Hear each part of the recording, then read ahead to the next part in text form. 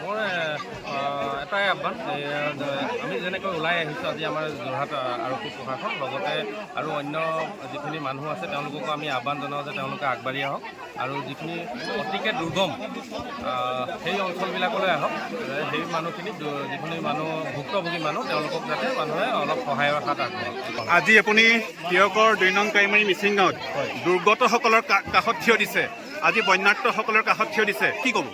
হয় দাদা, আমি এইটো দেখি আছিলোঁ যোৰহাটত তিয়কত ইমান মানে এটা ডাঙৰ বেয়া পৰিস্থিতি কৰিছিলে।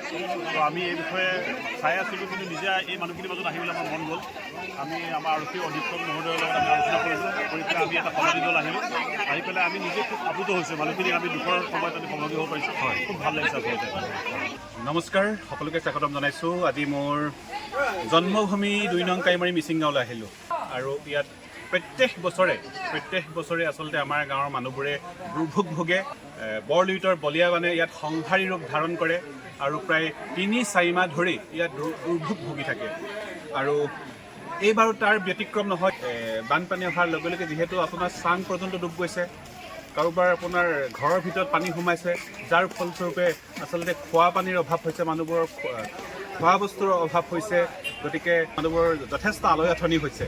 গতিকে এনে সন্ধিক্ষণত যোৰহাট জিলাৰ সদৰ থানাৰ আৰক্ষী বিষয়া ঋতুৰাজ হাজৰিকা লগতে তিয়ক থানাৰ ভাৰপ্ৰাপ্ত বিষয়াগৰাকীৰ নেতৃত্বত যি ধৰণে আজি আচলতে ইয়াত বান সাহায্য প্ৰদান কৰিছে, গতিকে আমি চেলুট জনাইছোঁ এনে মহান উভতাক। গতিকে আচলতে তেনে ভাল মানুহ আছে কাৰণে পৃথিৱী জীয়াই আছে। তিয়কৰ 2 নং কাইমাৰী মিচিং গাঁৱৰ দুৰ্গতসকলৰ কাষত থিয় দিছে, আপোনালোক একেবাৰে সন্মুখৰ পৰা থিয় দিছে। আমি আপোনালোকক ধন্যবাদ জ্ঞাপন কৰিছোঁ। আপোনাৰ প্ৰথম প্ৰতিক্ৰিয়া কি হ'ব? মোৰ এটাই আহ্বান আমি যেনেকৈ ওলাই আহিছোঁ আজি আমাৰ যোৰহাট আৰক্ষী প্ৰশাসন লগতে আৰু অন্য যিখিনি মানুহ আছে তেওঁলোককো আমি আহ্বান জনাওঁ যে তেওঁলোকে আগবাঢ়ি আহক আৰু যিখিনি অতিকে দুৰ্গম সেই অঞ্চলবিলাকলৈ আহক সেই মানুহখিনি যিখিনি মানুহ ভুক্তভোগী মানুহ তেওঁলোকক যাতে মানুহে অলপ সহায়ৰ হাত আগবঢ়াওক। আপুনি তিয়কৰ 2 নং কাইমাৰী মিচিং গাঁৱত দুৰ্গতসকলৰ কাষত থিয় দিছে, আজি বন্যাৰ্তসকলৰ কাষত থিয় দিছে, আহিছে, কি ক'ব? হয় দাদা, আমি এইটো দেখি আছিলোঁ যোৰহাটত তিয়কত ইমান মানে এটা ডাঙৰ বেয়া পৰিস্থিতি কৰিছিলে। তো আমি এই বিষয়ে চাই আছিলোঁ, কিন্তু নিজে এই মানুহখিনিৰ মাজত আহিবলৈ আমাৰ মন গ'ল। আমি আমাৰ আৰক্ষী অধীক্ষক মহোদয়ৰ লগত আমি আলোচনা কৰিলোঁ, কৰি পেলাই আমি এটা সমাধি দল আহিলোঁ। আহি পেলাই আমি নিজে খুব আপ্লুত হৈছোঁ, মানুহখিনিক আমি দুখৰ সময়ত আমি সমাধি হ'ব পাৰিছোঁ। হয়, খুব ভাল লাগিছে আচলতে। আৰু মই আহ্বান জনাম আকৌ যোৰহাটবাসী অসমবাসী ৰাইজ আহক, এই মানুহখিনি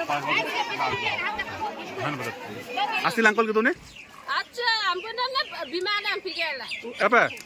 Ambil lang kami diliwat lu ngana kita. Miti. Aman lang lu tuh. মানে আছে আর সম্পর্ক বিবল লাগতো গুলো আসিছো রাইজে কোমোডো দমো মান গল লাগতো দনাম তুইনাম কাকু Okala gitu. Relief. Aida. Pai. Asal no. Asami bidungai. Acem tu bidungan. Itu koston dulu nengolo. Suara so.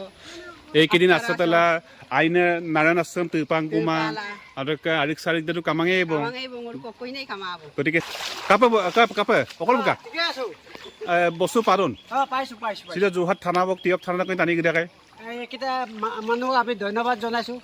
গতিকে আমি পোৱা বস্তুবিলাক পাইছোঁ বান পৰিস্থিতিত, গতিকে তেখেতলোকক আমি ধন্যবাদ জ্ঞাপন কৰিছোঁ। 2 নং কাইমাৰী মিচিং গাঁৱত এতিয়াও পানী ঠায়ে এবুকো চোতালত পানী, কাৰোবাৰ চাং ডুবি আছে। তাৰ মাজতো যোৰহাট আৰক্ষী থানাৰ লগতে তিয়ক আৰক্ষী থানাৰ নেতৃত্বত যি ধৰণে আজি এক মানে বান সাহায্য প্ৰদান কৰিলে, এই আচলতে মানুহে মানুহৰ বাবে বুলি আমি ক'ব পাৰোঁ। কি ক'ব যোৰহাট আৰক্ষী থানা আৰু তিয়ক আৰক্ষী থানাৰ বিষয়াসকলক কি ধৰণে আপুনি ধন্যবাদ জ্ঞাপন কৰিব? তেনেকুৱা আমাৰ এটা প্ৰাকৃতিক দুৰ্যোগৰ সময়ত তেখেতলোকে আমাক আহি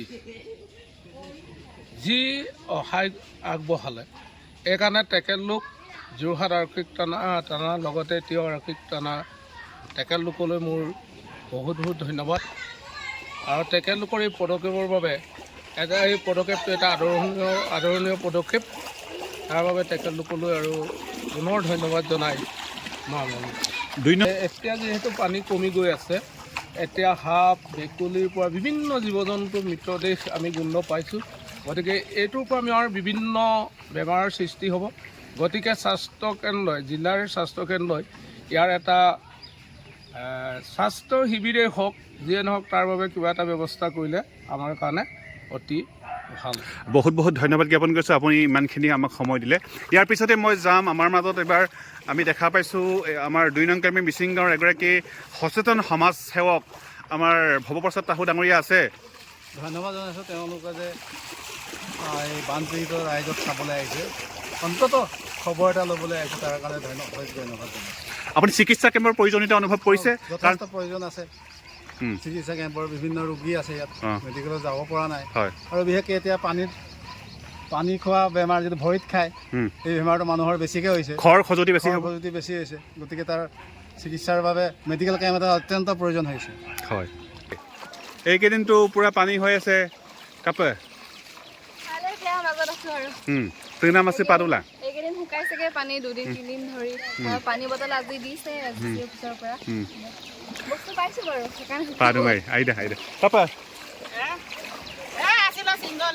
আইদা ভাই ছিল যোৰহাট বেলা আৰক্ষী থানা বকে টানি গিদাগাই তিয়ক থানা গিদাগাই আগিলা আছে মোৰতো টনা মোৰতো